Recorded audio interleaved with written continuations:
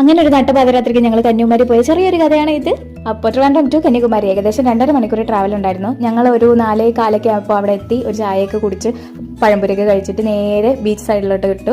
The best spot, sunrise കാണാൻ പറ്റിയ സ്ഥലം ഞങ്ങൾ ചോദിച്ച് അങ്ങനെ കണ്ടുപിടിച്ചു. അങ്ങനെ ഞങ്ങൾ സ്പോട്ടിൽ എത്തിയപ്പോൾ തന്നെ നല്ല റഷ് ഉണ്ടായിരുന്നു. അത്യാവശ്യം നല്ല തിരക്കുണ്ടായിരുന്നു. എങ്ങനെയൊക്കെയോ അവിടെ കുറച്ച് സ്പേസ് കിട്ടി. അവിടെ കയറി ഇരിപ്പായി എല്ലാവരും.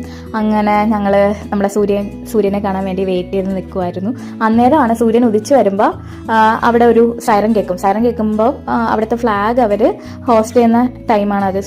എനിക്കറിയില്ല അത് കറക്റ്റായിട്ട്. ഞാൻ കണ്ടത് അതാണ്. ഞാൻ ഫസ്റ്റ് ടൈമാണ് അങ്ങനെ കാണുന്നത്. ഞാൻ നേരത്തെ കന്യാകുമാരിയിൽ വന്നിട്ടുണ്ട്, പക്ഷെ ഞാൻ അത് കണ്ടിട്ടില്ല.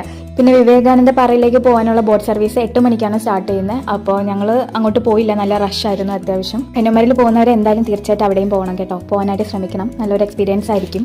അങ്ങനെ സൂര്യനെല്ലാം വന്ന് ഞങ്ങൾ നല്ല ഫോട്ടോസും വീഡിയോസൊക്കെ എടുത്ത്. പക്ഷെ സൂര്യൻ ഇച്ചിരി ലേറ്റായി. ഞങ്ങളെ കുറച്ച് പറ്റിച്ചായിരുന്നു. കുറച്ച് കഴിഞ്ഞപ്പോൾ ആള് വന്നു. പിന്നെ അത് കഴിഞ്ഞ് ഞങ്ങൾ കുറേ വീഡിയോസ് ഫോട്ടോസൊക്കെ എടുത്തതിന് ശേഷം അവിടെ കുറച്ച് എക്സ്പ്ലോർ ചെയ്യാമെന്ന് പറഞ്ഞിറങ്ങി. അവിടെ ഇതേപോലത്തെ കുറേ കുഞ്ഞു കുഞ്ഞു അമ്പലങ്ങളും പിന്നെ കുഞ്ഞു കുഞ്ഞു ഷോപ്പ്, കുറേ മന്ദിരങ്ങളൊക്കെ അവിടെ അടുത്തടുത്തായിട്ട് തന്നെ നമുക്ക് കാണാം. ഫോട്ടോസൊക്കെ എടുക്കാൻ പറ്റിയ നല്ല ഒരു സ്പോട്ടാണ്.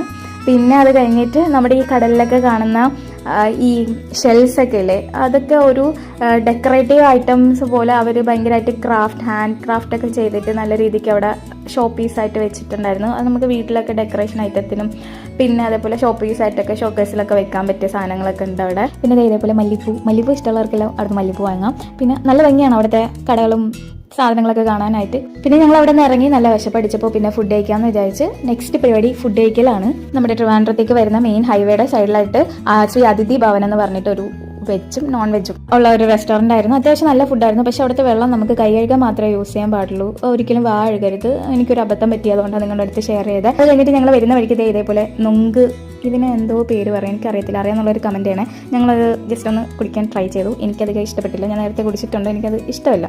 അത് കഴിഞ്ഞിട്ട് നേരെ ഞങ്ങൾ പത്മനാഭപുരം പാലസിൽ പോയി. ഇവിടെ എത്തിയപ്പോഴും കിട്ടിലും വൈബായിരുന്നു. അത് നമ്മുടെ മണിച്ചിത്രത്താഴ് ഫിലിം ഷൂട്ട് ചെയ്ത സെയിം പാലസാണ് എടുത്തത്. ഇവിടെ വീഡിയോസ് ഒന്നും എടുക്കാൻ അലൗഡ് അല്ല. സോ ഞാൻ കുറച്ച് ഫോട്ടോസ് എടുത്തിട്ടുണ്ട്. അത് ഞാനൊരു ഷോർട്സ് ആയിട്ട് ആഡ് ചെയ്തേക്കാം. അപ്പോൾ അത്രയേ ഉള്ളൂ. നിങ്ങൾക്ക് ഈ വീഡിയോ ഇഷ്ടപ്പെട്ടാൽ like, share and subscribe my channel. See in the next video. Tata.